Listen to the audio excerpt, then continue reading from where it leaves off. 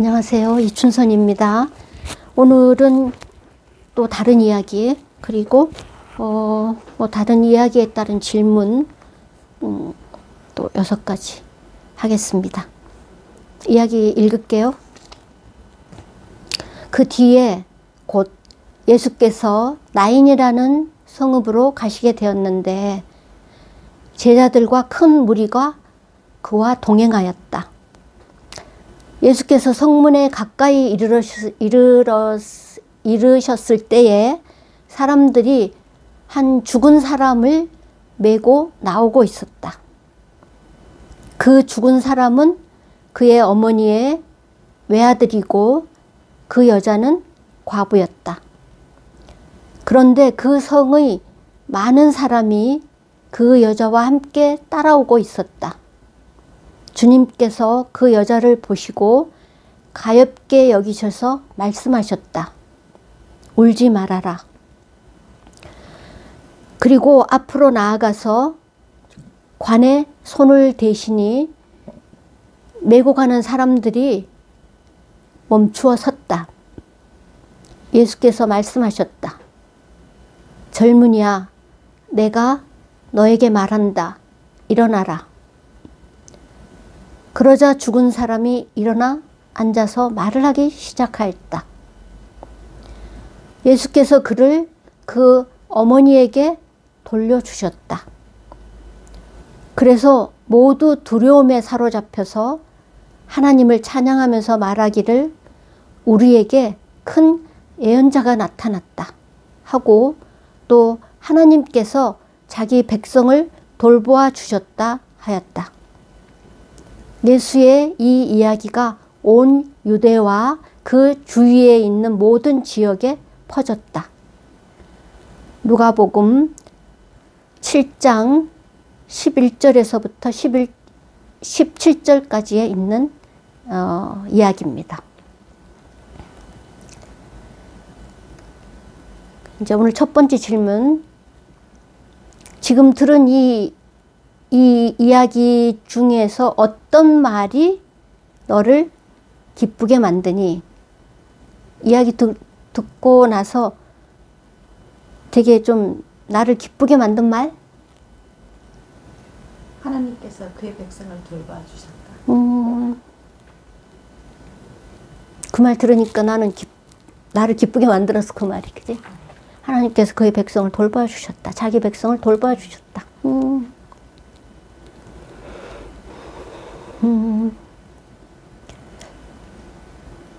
글쎄, 나는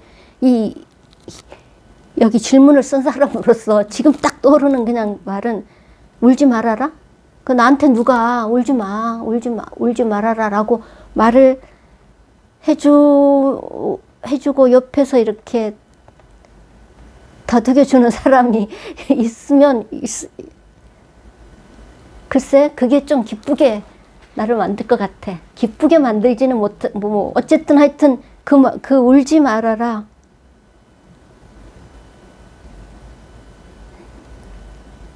그 말이 생각이 났어.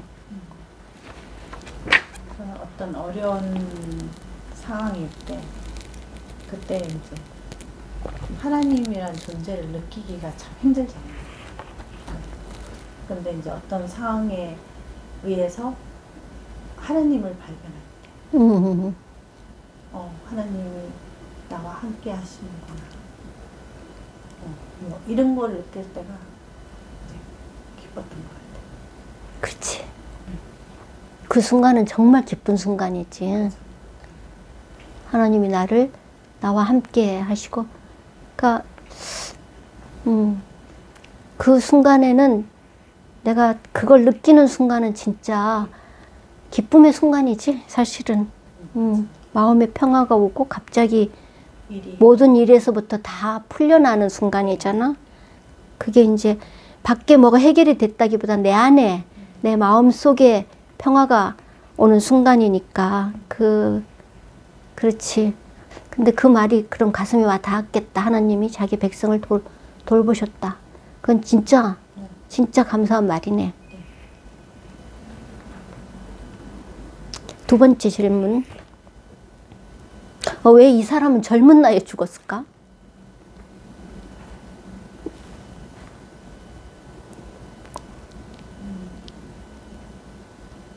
그럼 젊은 나이에도 죽을 수 있는 거지. 그렇지, 그지? 질문이 어떻게 보면 네. 그냥 쉽게 답하면 아유 젊은 나이도 죽고 태어나자마자도 죽고 뭐 6년 살다가도 죽고 하여튼 이제 나이로 따지면 사실 제천인명이라고 사람의 목숨은 하늘에 달렸다? 뭐 죽는 날을 자기가 결정 못 하잖아? 근데 젊은 나이에 죽었어. 근데 이제 이 젊은 나이에 죽은 경우를 그냥 우리가 한번 생각해 보는 거지. 어떤 경우에 젊은 나이에 죽는 사람도 많아. 그지? 근데 그냥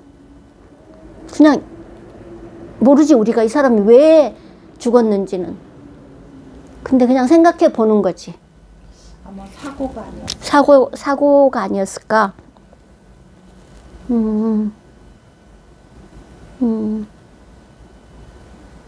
어떤 높은 데 올라갔다 떨어졌다. 물에 빠졌다든지. 높은 데 올라갔다가 떨어졌다거나 그런 일을 당한 사람 본 적이 있나 보네. 그런 게 생각이 났어? 네. 오. 근데 이 당시 그러니까 지금도 뭐 이렇게 약간 이제 그 농사나 이런 걸 주업으로 하는 나라에서는요, 진짜 사람이 올라갈 수 없는 그런 나무도 막 올라가서 맞아. 때로는 이제 집을 수리하기 위해서 이렇게 사람이 직접 올라가서 뭐 지붕을 수리한다든지 뭐 그런 일은 많았을 거라고.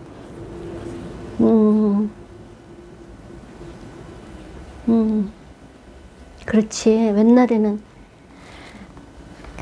근데 뭐 옛날이나 지금이나 똑같이 사람이 올라가야 될 때는 또 올라가야 되고, 네. 뭐 고쳐야 될 건 또 사람 손으로 고쳐야 되는 건 또 어쨌든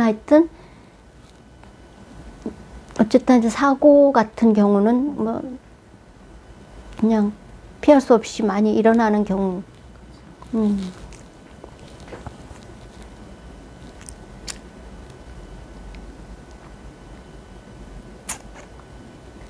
근데 내가 이 이야기를 하면 좀 어떨지 모르겠는데,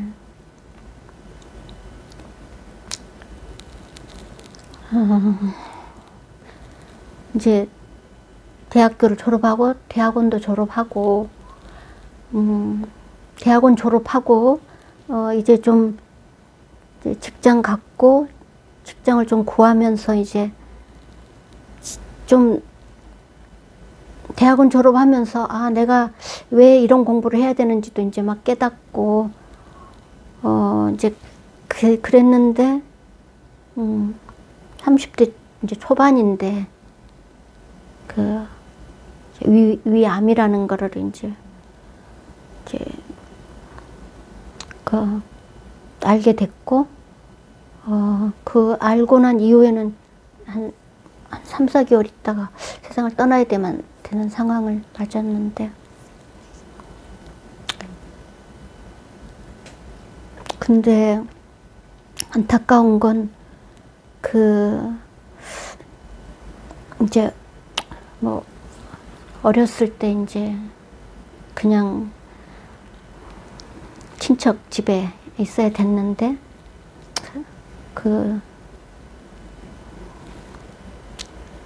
이제 그 친척집 이제 이모부가 이제 성폭행을 하는 이제 이렇게 초등학교 때 당해서 그 고민을 이제 그 사람 어떻게 지금도 대학원 다니면서도 괴롭고 힘들고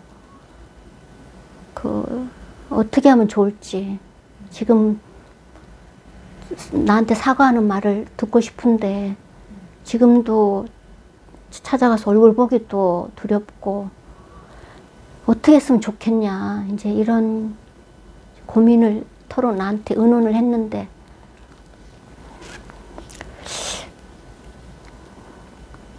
이제 그 부분에 대해서는 말을 하고 직면을 해야지만이 내가 극복할 수도 있으니까 어떻게 이제 그 방향으로 이제 좀 이야기도 하고 하는 찰나였는데 이제 그 젊은 나이에 세상을 떠나게 돼서 되게 안타깝고 그게 해결도 안 된 채 돌아가서 내가 너무 가슴이 아프고 이제 그런 일이 갑자기 생각이 나네.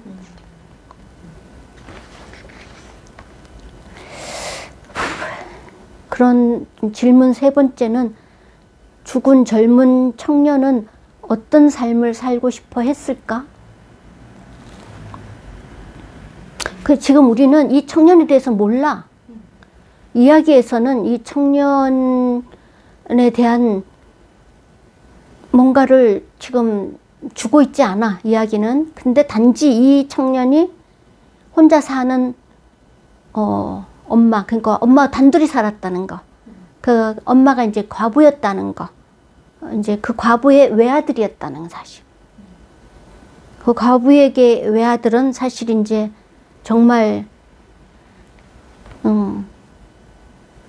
뭐 엄마 쪽으로 보면은 그 외아들이 죽어서 엄마의 슬픔이 굉장히 큰 지금, 그리고 그 사회에서 아들 없이 과부가 혼자 살아야 된다는 그 어려움이 상당히 큰 이제 그런 이제 현실. 근데 그냥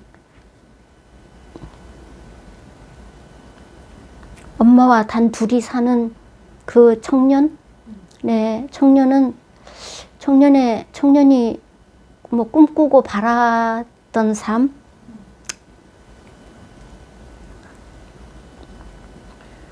그 당시면 이제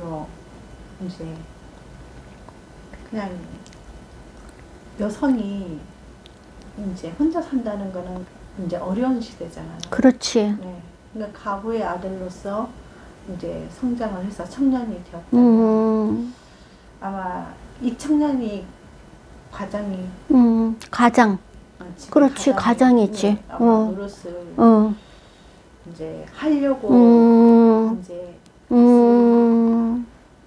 그렇네. 네. 그래서 이전에 어렸을 때보다는 좀 더 이렇게 어떤 삶의 질을 높이기 위해서 이제 그런 꿈을 갖고 있지 않았을까. 그렇지. 어릴 때는 이제 엄마 혼자 네. 이제 홀어머니와 그 과부인 엄마의 그 사회에서 과부라는 삶 자체도 힘들고, 그러니까 여성이 일을 하면서 먹고 살기가 쉽지 않은, 지금도 쉽지 않지만 그때는 더 힘든 그런 사회였을 텐데, 그때 이제 아들과 같이 살면서 살았던 그 여인에게 이제 장성한 아들이 됐는데, 이제부터 아들이 가장이 돼서 이제 사실은 가장으로서의 그런 좀 그런 삶을 좀 더 엄마를 좀 더 지켜주고 보호해주고 편안히 살 수 있게, 네. 남들 시선으로부터 좀 더 당당하고 편하게 그런 삶을 가장 살고 싶어 하지 않았을까 싶기도 하다. 그지?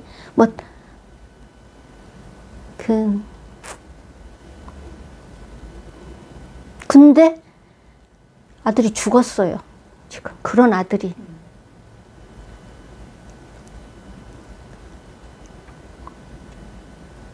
그러면 그냥 네 번째 질문은 어머니와 죽은 아들의 관계는 어땠을까? 그 이야기를 우리가 지금 계속 해오고 있는데, 관계는 상당히 좋은 관계? 상당히 의지하는 관계? 둘이가 아주 헌신하고 봉사하고 서로에게 정말 그게 이제 좋은 관계였다는 것을 이제 조금 그래도 이제 너무 우리가 가장되게 생각할 수는 없고 조금 알 수 있는 그 청년의 죽음에 많은 사람들이 같이 따라오잖아요. 동행을 하잖아요. 그래서 그냥 그 사람 죽음을 보면 그 사람이 어떻게 살았는지 알 수 있잖아요. 그래서 이 청년이 잘못 살지는 않은 삶이었을 것 같은. 그렇네. 네. 그렇지. 그 이야기 중에 여기 지금 한 죽은 사람을 메고 나왔는데 그 성에 많은 사람이 그 여자와 함께 따라오고 있었다. 이렇게 지금 그러니까 이야기가 상당히 항상 너무 압축돼 가지고 그런데 그 중에 한마디가 있다는 건 좀 굉장한 의미가 있다고 우리가 볼 수 있는데, 그지? 그래도 두 사람은 굉장히 외롭게 그렇게 살았지만 성에 많은 사람들이 따라 나왔다는 걸 봤을 때, 그러니까 그 어떤 이제 사람들에게도 그렇게 이제 사람들에게 잘 하고 사람들이 갔을 때도 이제 그 가정이 이제 이렇게 나쁘지 않은 그래서 엄마와 죽은 아들과 엄마의 관계가 나쁠 수도 있지만 나쁘지 않았을 것 같다는 우리가 생각을 할 수 있는 거지.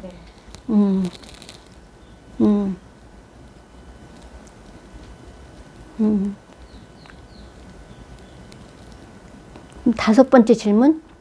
죽은 사람이 다시 살아났을 때 말을 하기 시작했다. 그 표현이 돼 있어요, 지금.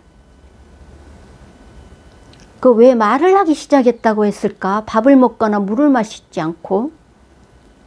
그 다른 데서는 먹을 걸 갖다 줘라. 그 한 소녀한테는 소녀 일어나라 하고 먹을 걸 줘라 이렇게 했거든. 근데 지금 이 과부의 아들, 그러니까 죽었다가 다시 살아난 아들은 말을 하기 시작했다고 했어. 그냥 말을 하기 시작했다는 거는 곧 살아났다. 죽은 사람 말을 할 수 없잖아요. 죽은 사람 먹을 수가 없고. 아, 그거 굉장히 좋은 말이다. 죽은 사람은 말을 할 수 없다. 그 말을 딱 듣는 순간 내가 어떤 시인의 그 말이 딱 생각이 났는데,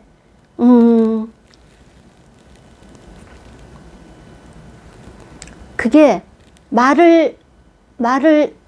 그 정확한 문구가 지금 생각이 안 나는데, 말을 하자, 말을 해라, 말을 하지 못하면 죽는다. 뭐 요런 내용이야.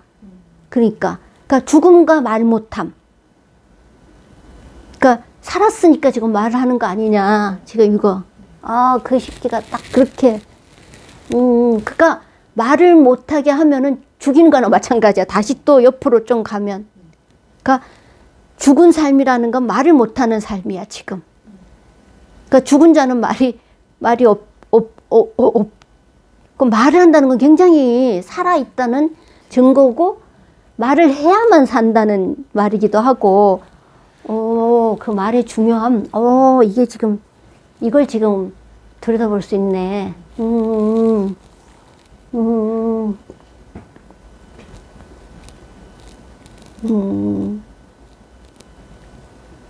근데 말 대꾸 할래? 너 말 못하게 하면 진짜 하면 안 되겠다. 말을 못하게 한다는 거는 말을 못하게 말 대꾸 하지 마. 그건 말하지 마. 넌 죽은 채로 있어. 너는 죽은 채로 있어. 죽은 사람과 같이.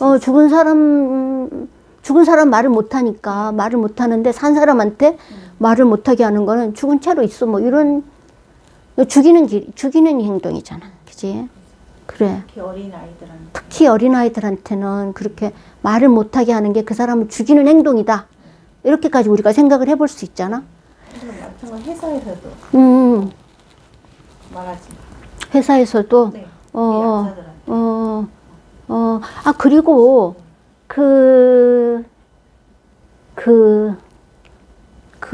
내가 생각이 났다. 갑자기 또 생각이 났는데, 그 나쁜 사람들이 그 하는 게 말하지 말라는 말을 많이 하는 것 같아. 그 나쁜 행동 해놓고 그 나쁜 행동을 다른 사람한테, 그러니까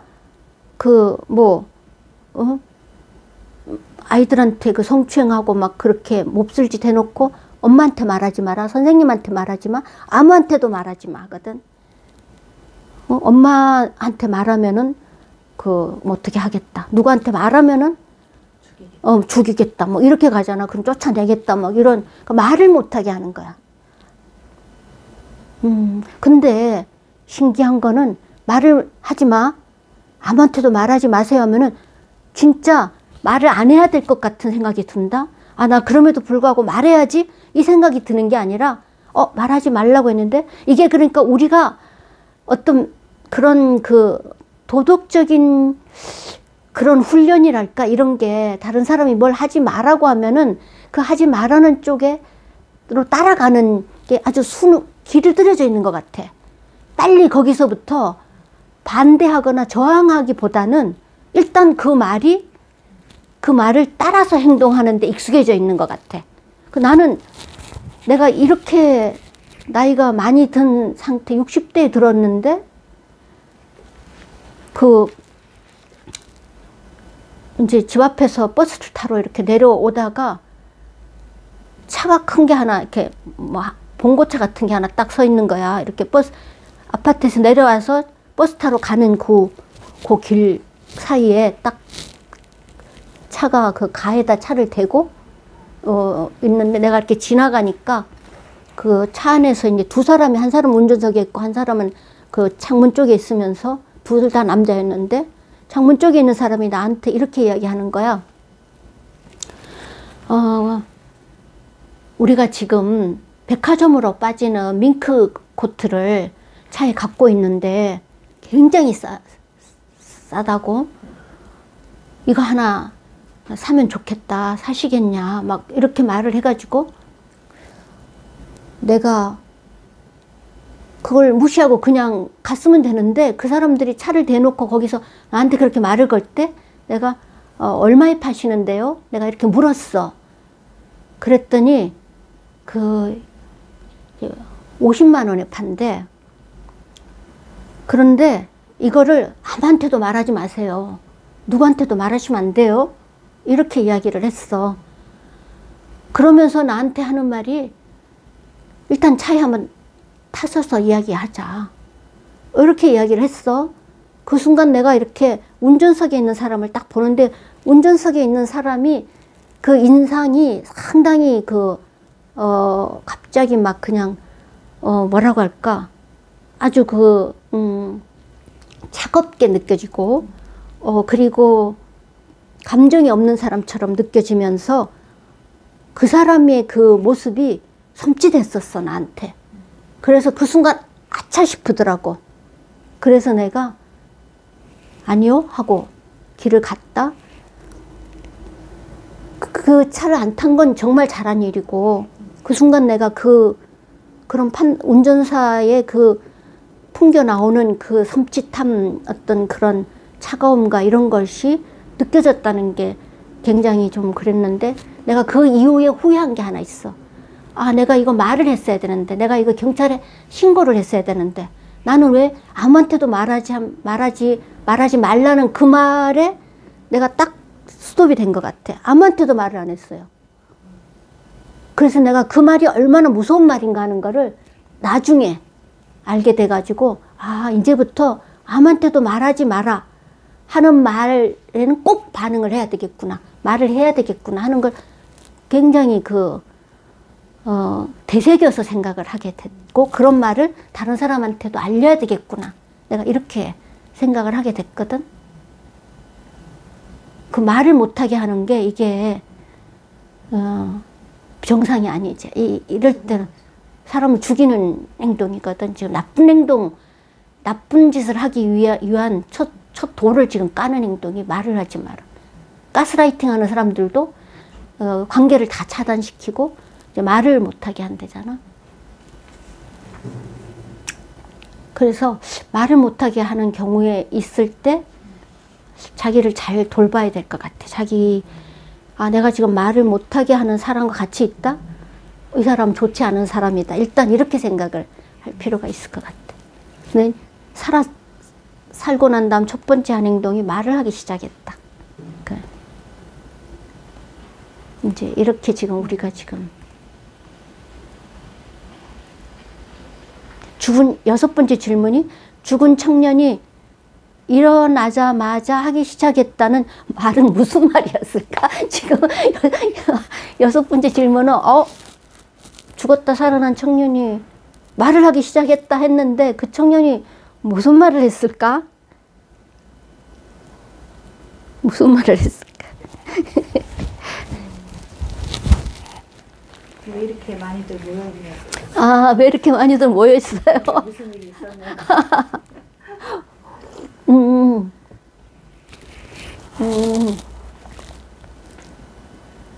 그렇네.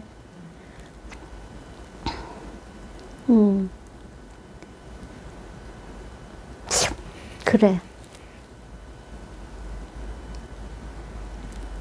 말을 하기 시작했어. 말을 하기 시작했다 해서 여기에 지금 표현이 말을 하기 시작했다 라는 표현이 있는 걸 봤을 때 그 말이 상당히 심오한 말이었을 것 같아, 나는.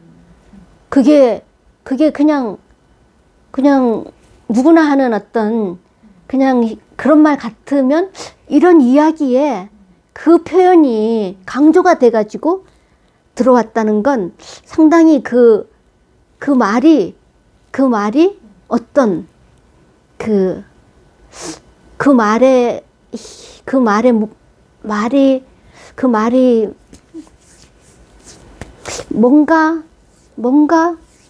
뭐가 있으니까 지금. 그러니까 저는 그 심오하다는 것보다는 말을 하기 시작했다는 일상으로 돌아갔다. 그래. 네. 그런 심오한 말이 중요한 게 아니라 여기 지금 포인트는 일상으로 돌아왔다. 그러니까 말을 하기 시작하면서 일상으로 회복되었다. 그런 말을 시작했다는 그 뉘앙스 안에 이런 것들이 이제 들어있는 그러니까 그 표현이 말을 하기 시작했다는 그 안에 그냥 일상으로 돌아왔고 그냥 회복이 되었고 뭐 이런 게 표현된 거 아니겠냐. 그게 심오한 의미가 아닐까. 그게 심오한 거 아닐까. 그게 심오한 거지. 그러니까 엄청 무슨 심오한 말을 해서 심오한 게 아니라 일상이라는 게 얼마나 심오하고 그러니까 그 말을 하니까 이제 나도 그렇지. 그리고 이제 뭐 별일 없냐 했을 때 별일 없다 이 말처럼 심오한 말이 어디 있어. 별일 없는 것만큼 중요한 건 없잖아. 별일 있으면 그건 걱정거리가 있든가 뭔가 이렇게 갈등 상황이 있든가 별일이 있으면은 그렇고 별일이 없으면 일상이면은 별일 없는 일상이 가장 우리가 바라는 그냥 행복한 그게 그렇지.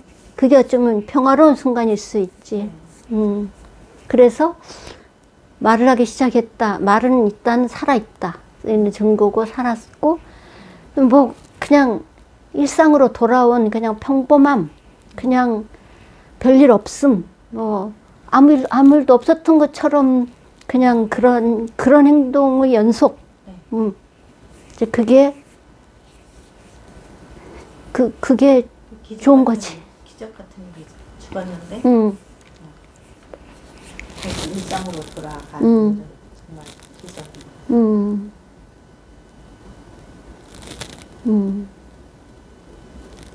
근데 지금 기적이라는 단어를 썼는데 사실 지금 이야기들이 다 기적 이야기거든.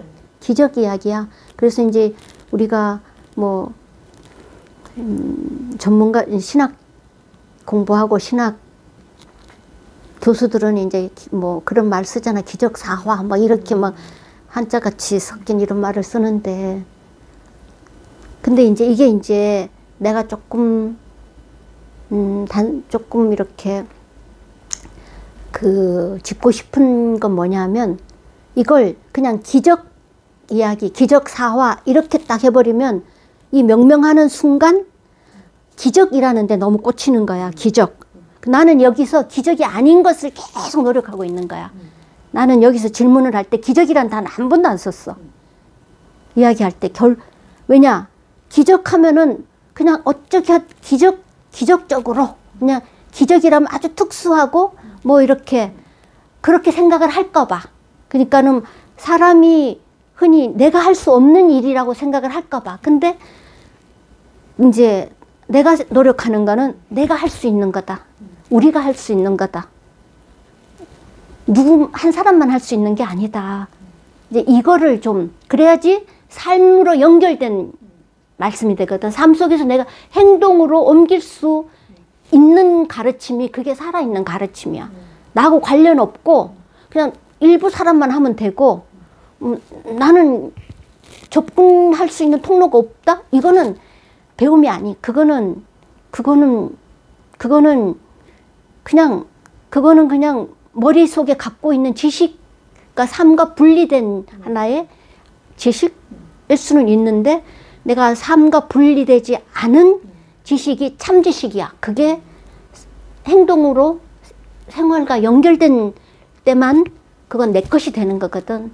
그래서 질문 속에서도 그게 어떻게 하면 우리는 옆에 있는 사람 생각하고 내가 행동할 수 있는 건 뭐고 내가 생각하는 건 어떻고 내 주변에 일어난 일과 자꾸 관련을 시키려고 노력을 하고 있고. 저는 이 기적의 의미를 이제 아까 말했던 그 귀신에 대해서 우리가 어떻게 생각하느냐를 우리가 다양한 기적을 봤잖아요. 기적도 마찬가지인 거예요. 기적도 이제 인간의 힘으로 할 수 없는 것을 신의 힘으로 어떻게 이루어내는 일을 기적으로 하잖아요. 근데 저는 모든 기적은 그러니까 우리의 일상이 이제 빼앗긴 데서 다시 되돌아오는 거. 저는 그걸 기적으로 생각해요. 네. 그래요. 그것도 아주. 네. 그러니까 가장 우리 사람에게 있어서 생명이 있는 한 가장 우리가 이제 추구해야 될 게 일상이잖아요. 일상인데 일상을 뺏겨 버리는 순간 우리는 죽은 거잖아요. 그러니까 죽음에서 살아났다? 그러니까 우리는 다시 일상을 회복하면 그게 기적이라고 생각해요. 그래서 저한테는 일상이 엄청 소중하고 네, 중요한 거라고 생각을 하고 일상을 찾았다. 일상이 되돌았다. 일상을 살 수 있다. 기적이다. 저는 그렇게 생각합니다. 그렇지. 우리가 그래서 엄청 막 크게 대단하게 생각하는 게 아니라 뭐 그런 그 짧은 단어도 있잖아. 소소행, 뭐 아주 작은 소박한 행복. 그 대단하지 않은 그냥 그 평범한 일상이 그게 기적. 그것조차도 누릴 수 없는 삶이 많잖아요. 그렇지. 네, 그렇지. 때로는 나도 때로는 그런 정말 일상을 빼앗겨 버릴 때도 있고, 빼앗기는 순간도 이제 또 찾아올 때도 있고. 그렇지. 하지만 이제 내가 어떻게든 이제 회복해서 이제 내가 일상을 찾고 일상의 삶을 살 때 저는 이게 기적이라고. 네, 생각합니다. 나는 내가 아주 존경하는 사람이 있었는데 이제 그 사람이 나한테 내가 중학교 때 그 한 말이 있어. 대학교 때 한 말이었나? 대학교 때 나한테 한 말이구나. 사람은 매일 한 가지씩의 기적이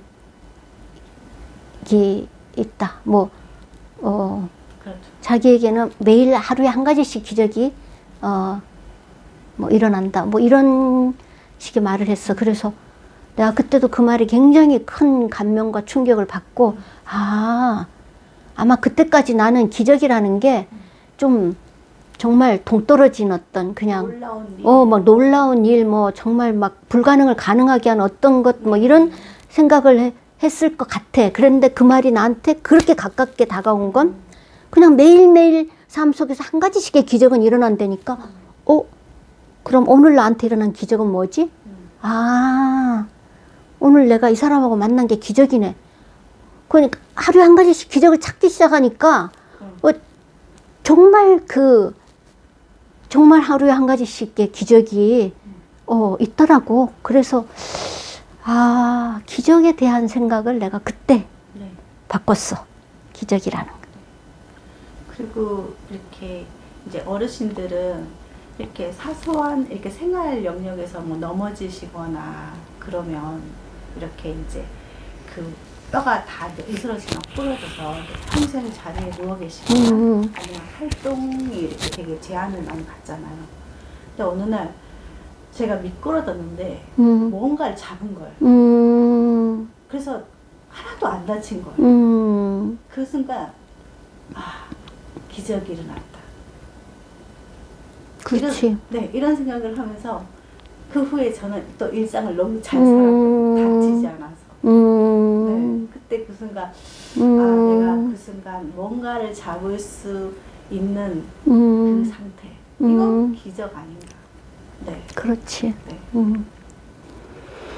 맞아. 그럼 오늘 이야기는 여기까지. 감사합니다.